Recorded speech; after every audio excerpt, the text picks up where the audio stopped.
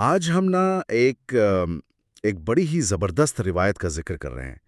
یہ ہمیں ایک سننے والے نے بھیجی تھی۔ یہ حضرت ابو سعید خدری رضی اللہ تعالی عنہ سے آتی ہے، اور اس کا عنوان اکثر آپ کو ملے گا فرشتوں کا قرآن سننا۔ واقعہ ہے حضرت اسید بن حضیر رضی اللہ تعالی عنہ کا۔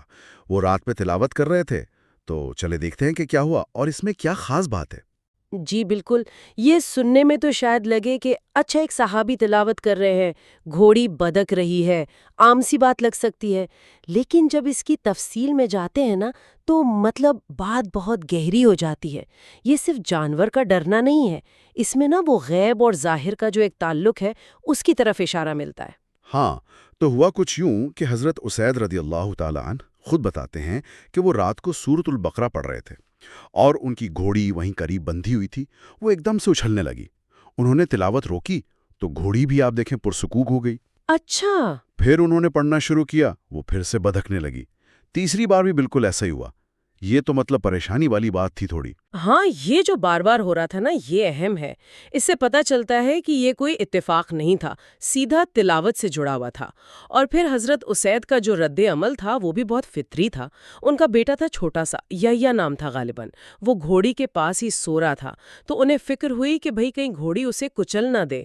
بالکل بالکل، ایک باپ کی فکر تو لازمی تھی۔ اسی ڈر سے پھر انہوں نے تلاوت روک دی اور بیٹے کو دیکھنے گئے۔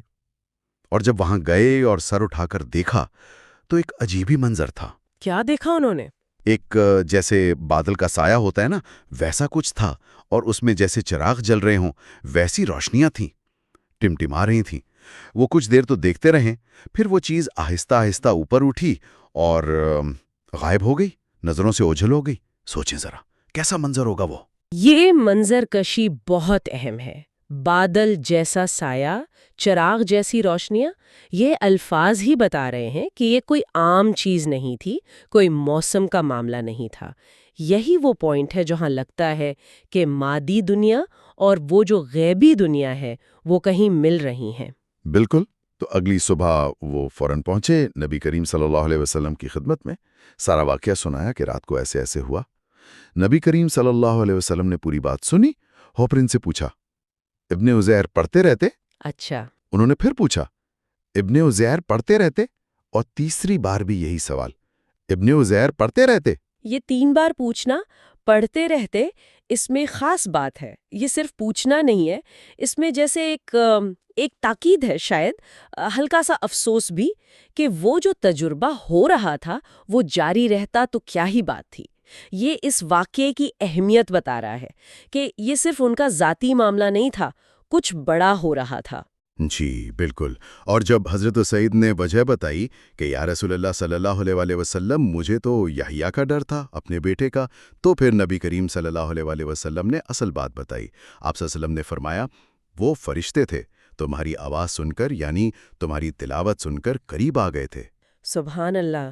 اگر تم صبح تک پڑھتے رہتے تو وہ صبح تک رہتے، یہاں تک کہ لوگ بھی انہیں دیکھ لیتے۔ وہ ان سے چھپتے نہیں پھر۔ یہ بات یہاں آ کر اصل نکتہ کھلتا ہے۔